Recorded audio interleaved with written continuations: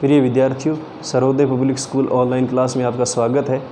अपन कल 23वां पाठ अपना पूरा था राजस्थान में सिंचाई पेयजल। आज अपना जो पाठ है वो है 24वां राजस्थान में खनिज व उद्योग, यानी जो अंतिम इकाई अपन पढ़ रहे थे 5वीं इकाई, जिसमें 3 पाठ हैं 23वां, 24वां और 25वां।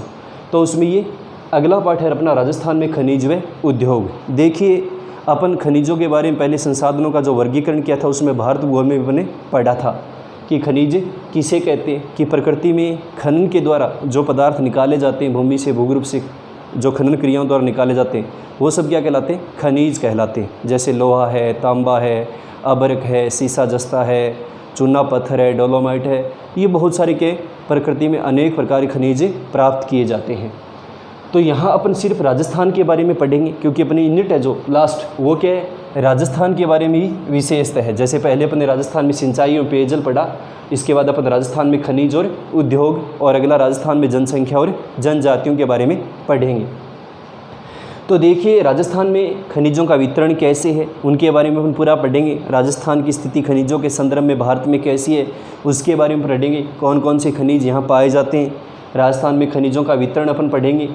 और उसके बाद देखें तो थोड़ा उद्योग के बारे में पढ़ेंगे राजस्थान में, जैसे कुटीर उद्योग हैं, इसके अलावा पशुपालन पर आधारित कोई उद्योग है, या राजस्थान सरकार के द्वारा उद्योगों के विकास हेतु कौन कौन से कार्यक्रम चलाए जा रहे हैं, कौन कौन सी योजनाएं चलाई जा रही हैं।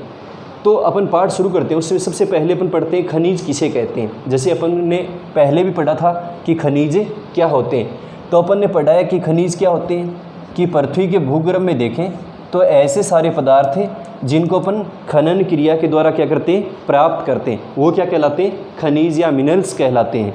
जो अपन ने पहले भी पढ़े थे, बहुत सारे खनिज यहाँ पर पाए जाते हैं। उसके बाद देखिए तो एक शब्द आता है अयस्क किसे कहते हैं। देखिए, प्रकृति में खनिज अन्य तत्वों के साथ मिश्रण अवस्था में मिलते हैं और ये क्या कहलाता है? अयस्क कहलाता है। जैसे अयस्क का मतलब क्या होता है, जैसे प्रकृति या भूमि से अपन देखें तो जो खनिज प्राप्त करते हैं वो क्या होते हैं? शुद्ध अवस्था में नहीं होते। उसकी में देखें तो अन्य जो पदार्थ होते हैं प्रकृति में उन तत्व या अवयवों का क्या पाया जाता है? मिश्रण पाया जाता है, और वही क्या कहलाता है? अयस्क कहलाता है। तो ये ध्यान में रखना है, अयस्क किसे कहते हैं कि प्रकृति में जो खनिज होते हैं वो अन्य तत्वों के साथ क्या पाए जाते हैं? मिश्रण अवस्था में पाए जाते हैं, स्वतंत्र नहीं होते। किसी दूसरे तत्व या अन्य जो रासायनिक तत्व या अवयव होते हैं उसका क्या पाया जाता है? उसमें मिश्रण पाया जाता है, और वही क्या कहलाते हैं? अयस्क कहलाते हैं। जैसे अपन लोहा अयस्क पढ़ते हैं, और लोहा अयस्क में भी अपन ने प्रकार पढ़े थे, जैसे हेमेटाइट है, मैग्नेटाइट है, लिमेनाइट है, सिडेराइट है, जो लोहा की मात्रा के आधार पर। इस प्रकार अपन ने कोयले के बारे में पढ़ा था कि कोयला भी कार्बन की मात्रा के आधार पर क्या होता है?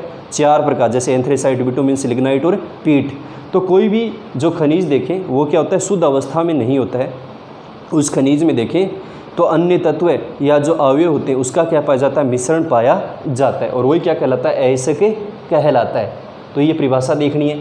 उसके बाद देखें जैसे लोहा अयस्क है, मैग्नेटाइट, हेमेटाइट, ये उदाहरण देखने। फिर ये 1 नंबर का प्रश्न आया था, जैसे बॉक्साइट है, और बॉक्साइट में देखें तो उसमें देखें तो एक बॉक्साइट अयस्क से क्या प्राप्त करते हैं? एल्यूमिनियम प्राप्त करते हैं। अभी 1 नंबर का प्रश्न आया था ये कि एल्यूमिनियम किस अयस्क से प्राप्त किया जाता है। तो शुद्ध क्या होता है? बॉक्साइट होता है अयस्क मिश्र धातु में, और उससे अपन अलग करके फिर क्या प्राप्त करते हैं? एल्यूमिनियम प्राप्त करते हैं। तो ये ध्यान में रखना है। अभी प्रश्न है कि एल्यूमिनियम किससे प्राप्त किया जाता है। तो जो बॉक्साइट अयस्क है उससे क्या प्राप्त किया जाता है? एल्यूमिनियम प्राप्त किया जाता है। उसके बाद राजस्थान में देखें तो बहुत सारे जैसे खनिजों के बारे में देखें तो फिर अपन ने खनिज जैसे भारत भूगोल में पहले पढ़ा था, धात्विक खनिज होते हैं, एक अधात्विक खनिज होते हैं, एक ऊर्जा खनिज होते हैं या ईंधन खनिज होते हैं। वो अपन ने भारत के बारे में पढ़ा था, यहाँ राजस्थान के बारे में पढ़ रहे हैं। तो धात्विक खनिज कौन से होते हैं? ऐसे खनिज जिसमें धातु अंश की मात्रा पाई जाती है वो कौन से खनिज कहलाते हैं? धात्विक खनिज कहलाते हैं। जैसे तांबा है, इसके अलावा सीसा जस्ता है, चांदी है, ये सारे कौन से खनिज कहलाते हैं? धात्विक खनिज कहलाते हैं। ठीक है, इसमें लोहे वाले भी होते हैं, अलोहे धातु वाले भी होते हैं, अपन ने पढ़ा था। तो यहाँ केवल उदाहरण याद रखना है कि धात्विक खनिज किसे कहते हैं कि ऐसे खनिज जिसमें धातु अंश की मात्रा पाई जाती है वो कौन से खनिज कहलाते हैं? धात्विक खनिज कहलाते हैं। उदाहरण के लिए तांबा, सीसा, जस्ता ये हैं। इसमें लोहे धातु वाले भी होते हैं और अलोहे धातु वाले भी होते हैं। लोहे में जिसमें लोहांश की मात्रा होती है और अलोहे जिसमें लोहांश की मात्रा नहीं होती है। उदाहरण याद रखना है।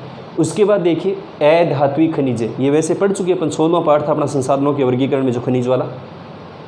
अधात्विक खनिज किसे कहते हैं? यानी ऐसे खनिज जिसमें किसी धातु अंश की मात्रा नहीं पाई जाती है, वो कौन से खनिज कहलाते हैं? अधात्विक खनिज कहलाते हैं। जैसे अभी प्रश्न आया कि कोई दो अधात्विक खनिजों के उदाहरण दीजिए, तो जैसे अबरक है, चूना पत्थर है, ये कौन से खनिज है?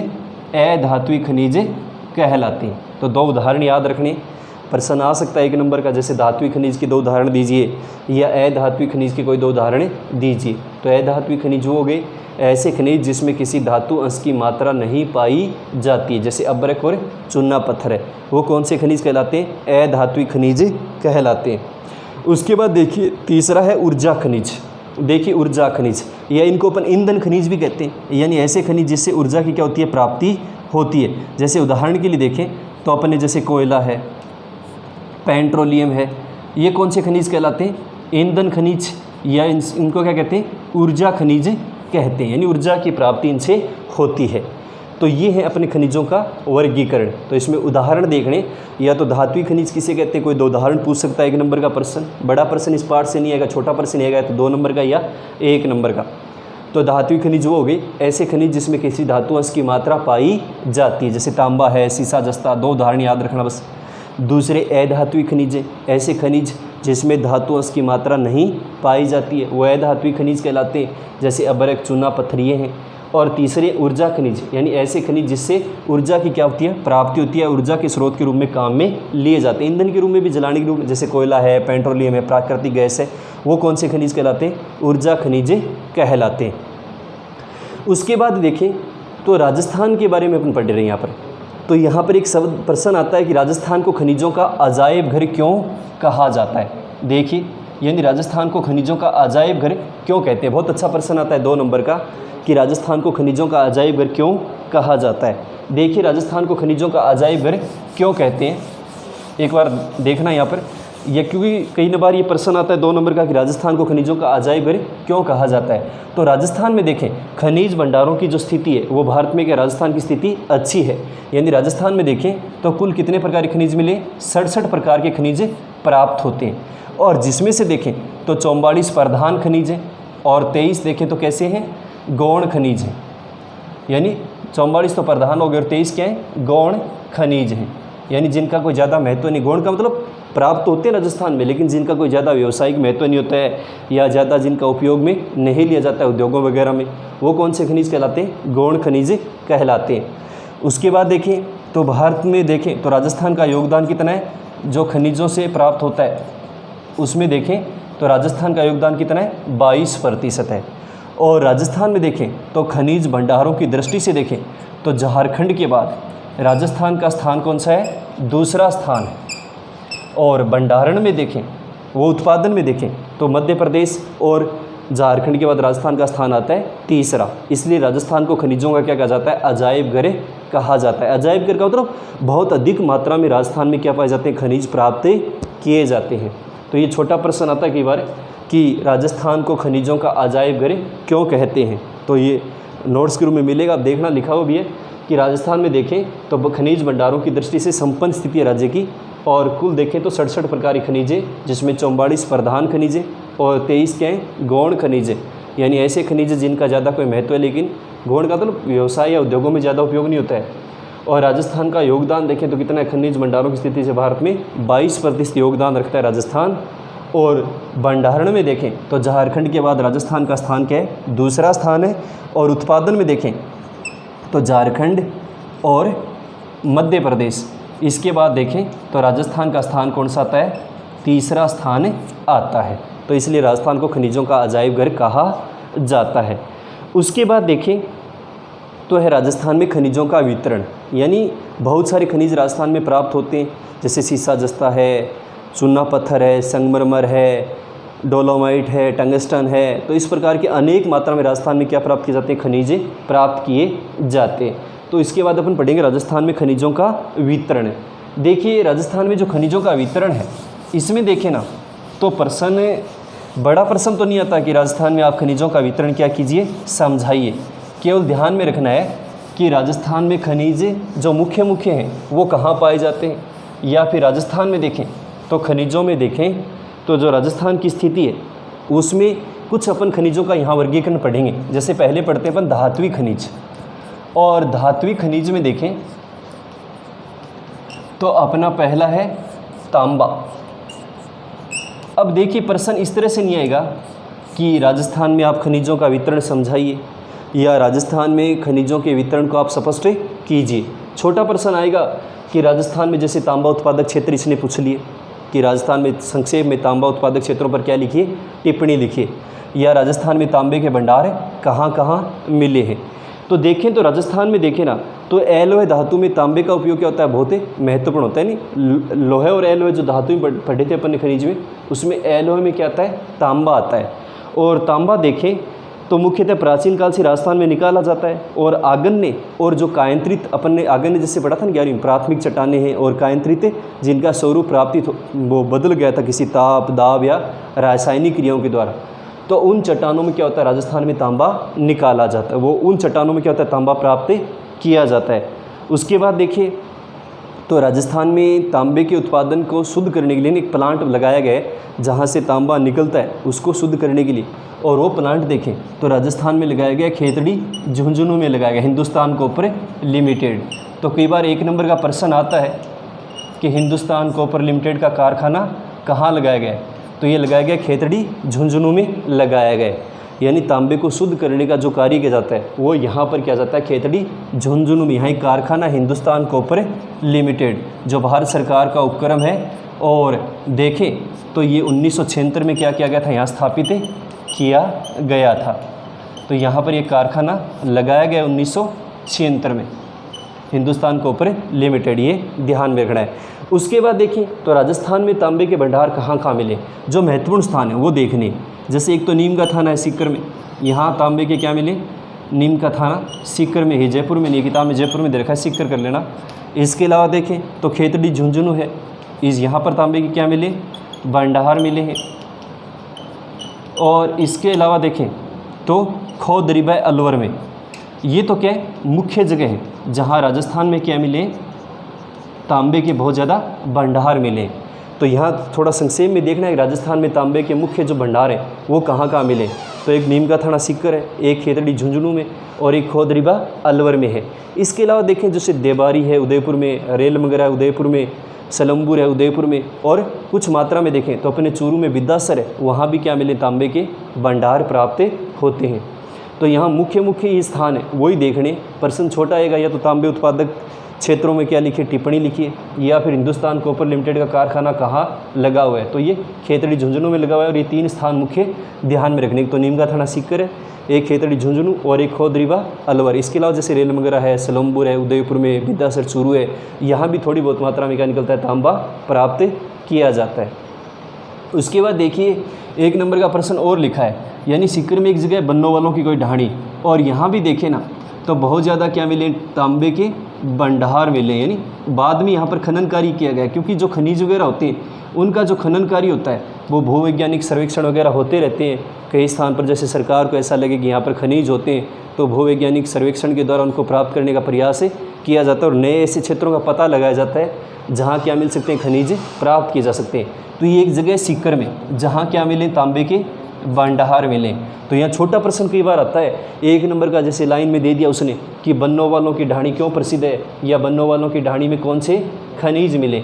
तो ये ध्यान में रखना है, ये सीकर में और कौन से खनिज की प्राप्त हो, यहाँ पर बहुत ज़्यादा में तांबे के क्या मिले, नए भंडारों का पता चला है सरकार को। यानी बाद में इसका सर्वेक्षण वगैरह किया गया या भूवैज्ञानिक सर्वेक्षण वगैरह हुए तो यहाँ तांबे के भंडार के प्राप्त हुए हैं। तो ये अपना पहला खनिज था धात्विक खनिज तांबा। ज़्यादा इसमें याद नहीं रहना है, एक तो तांबा देखना है कहाँ मिलता है, यानी आगन्य और जो कायंत्रित चट्टानें उनमें ये प्राप्त होता है। और प्राचीन काल से क्या होता है, राजस्थान में खनन किया जा रहा है। विद्युत का सुचालक होता है, ये तो अपन ने पहले पढ़ा था। यानी विद्युत में देखें तो इसको आसानी से जो उपकरण वगैरह होते हैं उनमें तार वगैरह में इसको काम में लिया जाता है। और हिंदुस्तान कॉपर लिमिटेड का कारखाना देखना है जो 1976 में खेतड़ी झुंझुनू में लगा हुआ है, जहाँ तांबे का शोधन वगैरह कार्य किया जाता है।